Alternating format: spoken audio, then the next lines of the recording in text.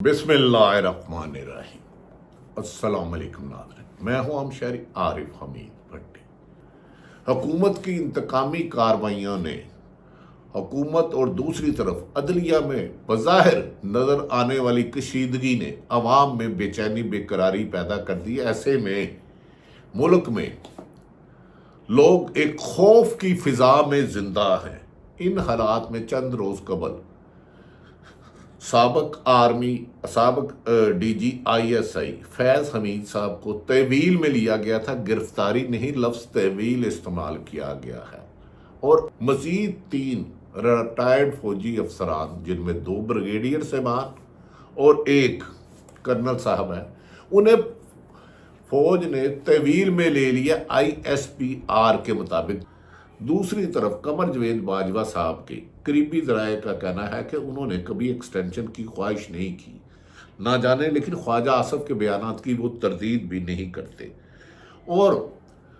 لیکن ان سارے انتشار اور خوف کی علامت کرنے کے بعد بھی جیل میں، اڈیالہ جیل میں بند بانی پی ٹی آئی کے عزم اور حوصلہ مزید بلند ہوتا چلا جا رہا ہے۔ انہوں نے جنرل فیض حمید کی گرفتاری کو اسٹیبلشمنٹ کا انٹرنل معاملہ کہا ہے۔ انہوں نے کہا ہے تو ہم تو خود پہلے دن سے یہ کہہ رہے ہیں کہ 9 مئی غلط ہوا، اس کی جوڈیشل کمیشن بنایا جائے، سی سی فوٹیج دکھائی جائے اور ذمہ داروں کو سزا دی جائے۔ ناظرین، کوئی بھی سیاستدان ہو، احتجاج کرنا حق ہے، لیکن حساس ادارے کی املاک کو نقصان پہنچانے کا تصور بھی نہیں کیا جا سکتا، کیونکہ وہ ہمارا ادارہ ہے، پاکستان کا ادارہ ہے۔ تو اس کا جوڈیشل کمیشن بن کے اگر فوٹیج آ جائے سی سی، اور ان لوگوں کو سزا ہو جائے تاکہ کوئی ایندہ تصور بھی نہ کرے۔ پرامن احتجاج تو حق ہے، لیکن جلاؤ گھراؤ کا تو حق نہیں۔ اسی سلسلے میں بانی P T I Imran Khan نے اڈیالہ جیل میں بند، جہاں ان پر روز بروز سختی کی جا رہی ہے، صحافیوں سے غیر رسمی گفتگو کرتے ہوئے والاشکاف لفظوں میں کہا۔ اس گفتگو سے قبل جیل حکام نے بانی پی ٹی آئی کو میڈیا سے گفتگو سے روک دیا۔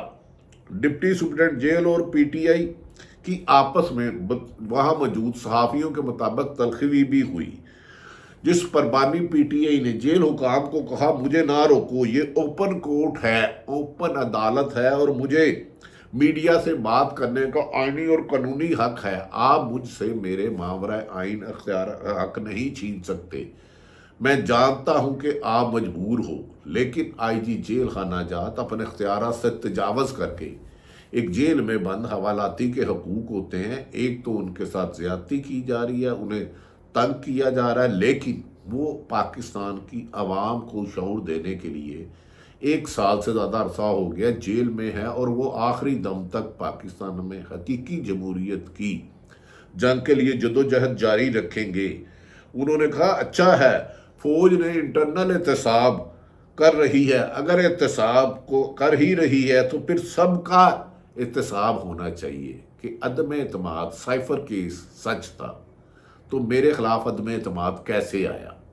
میں وزیر اعظم تھا، کس کے حکم پر پولیس آئی، کس کے حکم پر پریزن مین آئی، کس کے حکم پر عدالتیں کھلی؟ انہوں نے کہا، ایک دفعہ اگر اس کی صاف شفاف انکوائری ہو جائے اور جو بھی ذمہ دار ہو اس کو سزا ملنی چاہیے، اسی سے پاکستان میں حقیقی جمہوریت اور مستحکم پاکستان کی ابتدا ہوگی۔ انہوں نے کہا کہ 9 مئی دراصل لندن پلان کا ہی حصہ تھا، کیونکہ ان کے جبر، ظلم اور فسادیت کے بعد مسلح پاکستان طریقہ انصاف مضبوط سے مضبوط تر ہوتی جا رہی تھی۔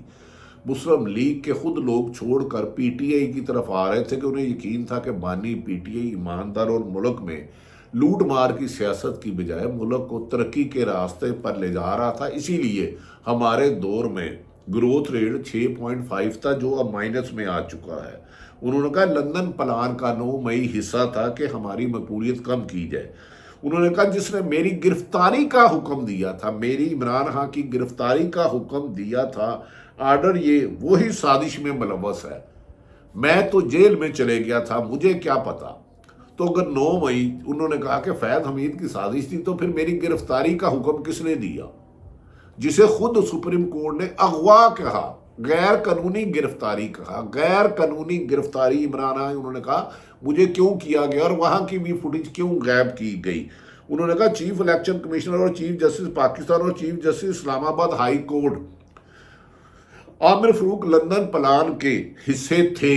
اور اس کی بات اب خواجہ آصف کی بار بار گفتگو سے بھی اب ظاہر ہونے لگ پڑی ہے. انہوں نے کہا قائد فائز عیسیٰ کو فیض آباد کمیشن اور بھٹو کا کیس یاد آ گیا، لیکن ہماری پٹیشن نہیں سن رہے. ہم بھی تو انصاف کے طلبگار ہیں، ہم بھی تو پاکستانی ہیں، ہمیں بھی تو اسی سپریم کورٹ سے انصاف چاہیے، انہی ہائی کورٹ سے چاہیے، عدالتوں سے چاہیے. یہ پاکستان کی عدالتیں ہیں، ہماری پٹیشن کیوں نہیں سن رہے؟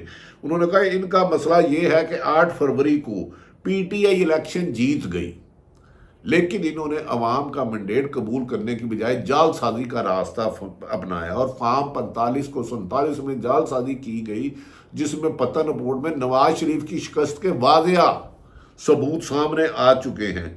عمران خان کے مطابق چیف جسٹس اور الیکشن کمیشن اب فراڈ الیکشن کو چھپا رہے ہیں.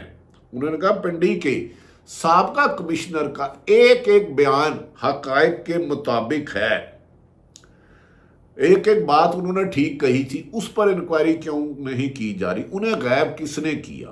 انہوں نے کہا پنڈی کمشنر نے ایک ایک راز افشاں کر دیا تھا، اس کے بعد تو ذمہ داروں کو سزا ملنی چاہیے. تو انہوں نے کہا یہ چاہتے ہیں کہ پی ٹی آئی کو محفوظ رشتے مسلم لیگ نون چاہتی ہے کہ جو ہاری ہوئی سیٹوں کو جیتے 47 میں، کہ پاکستان تحریک انصاف کو سپریم کورٹ کے حکم کے باوجود محفوظ رشتے نہ ملے اور آئینی ترمیم کر سکیں تاکہ اس ملک کو اپنی غلامی میں رکھیں. اب یہ تیسری دفعہ آئین شکنی کر رہے ہیں. پہلے 90 روز میں انہوں نے الیکشن نہیں کرائے، پھر اکتوبر میں الیکشن سے بھاگ گئے، اور اب تیسری دفعہ آئینی ترمیم کرنے جا رہے ہیں جو آئین سے ہی متصادم ہے. انہوں نے کہا پارلیمنٹ سپریم ہے، لیکن آئین سے متصادم کوئی ترمیم کرے گی تو اس کی تشریح کرنی ہوگی. انہوں نے کہا ہم سڑکوں پر نکلنے لگے ہیں، پارٹی کو تیار کر رہنے کا حکم دے دیا ہے، ہدایت کر دی ہے. جیسے ہی ہم نے سمجھا یہ ملک کے لیے اب نقصان دہ ہوتے جا رہے ہیں جو ہم سمجھ رہے ہیں، تو ہم اسٹریٹ پاور کا پرامن طریقے سے مظاہرہ کریں گے. انہوں نے کہا کہ خواجہ آصف نے کہا ہے کہ جنرل باجوہ ایکسٹینشن چاہتا تھا. یہ وزیر دفاع کہہ رہے ہیں، کوئی عام شخص نہیں کہہ رہا. اور یہی میرے موقف کی تائید ہے. اس کا مطلب ہے نواز شریف اور مسلم لیگ نون اور قمر جوید باجوہ آپس میں رابطے میں تھے. خود خواجہ آصف نے یہ بھی کہا کہ نواز شریف کو لندن عدالتوں نے، حکومت نے نہیں، خواجہ آصف نے بجایا تھا. تو اس کا مطلب ہے سازش تو عمران خان کے خلاف ہوئی، پی ٹی آئی حکومت کے خلاف ہوئی کہ میں پرائم منسٹر اور پاکستان عمران خان تھا تو میرا آرمی چیف نواز شریف کے ساتھ ایک سزا یافتہ مجرم کے ساتھ سودے بازی کر رہا تھا. انہوں نے کہا جنرل باجوہ اپنی ایکسٹینشن کے لیے میری حکومت گرائی، لیکن وہ بھی خواجہ آصف کے مطابق حکومت بھی 3 لوگوں کے ساتھ وعدے ولید کر رہی تھی. نواز شریف اور شہباز شریف کی شرط تھی کہ جنرل فیض کو ہٹائے. عمران خان کے مطابق نواز شریف اور شہباز شریف کی شرط تھی، اور دوسری طرف خواجہ آصف صاحب کہتے ہیں کہ جنرل فیض ان کے ساتھ رابطے میں تھا اور انہیں کہتا تھا کہ مجھے اگر آپ آرمی چیف بناؤ گے تو میں پی ٹی آئی کو فکس کر دوں گا. انہوں نے کہا اتنے متضاد بیانات پر تو انڈیپینڈنٹ سپریم کورٹ کا کمیشن ہی بننا چاہیے. ناظرین، دوسری طرف دعویٰ کیا گیا ہے آئی ایس پی آر کے مطابق کہ لیفٹنٹ جنرل ریٹائرڈ فیض حمید کے بعد مزید 3 ریٹائرڈ فوجی افسران، جن میں 2 بریگیڈیئر صاحبان ہیں اور ایک کرنل صاحب ہے، کو تحویل میں لے لیا گیا ہے. گرفتاری لفظ غلط ہے، جو ان کے مطابق تحویل میں لے لیا گیا ہے. آئی ایس پی آر کے مطابق تینوں فوجی افسروں کو فوجی نظم و ضبط کی خلاف ورزی پر تحویل میں لیا گیا ہے، اور بعض ریٹائرڈ افسران اور ان کے ساتھیوں کے خلاف سیاسی مفادات کے لیے عدم استحکام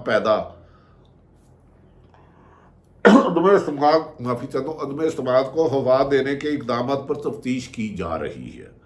ذرائع کے مطابق فوجی تحویل میں لیے گئے تینوں افسران کے نام بھی سامنے آ گئے ہیں. گرفتار افسران میں 2 بریگیڈیئر اور 1 کرنل. میں نے گزارش کی ہے بریگیڈیئر غفار نعیم گرفتار افسران میں شامل تینوں افسران پیغام رسانی کرتے تھے.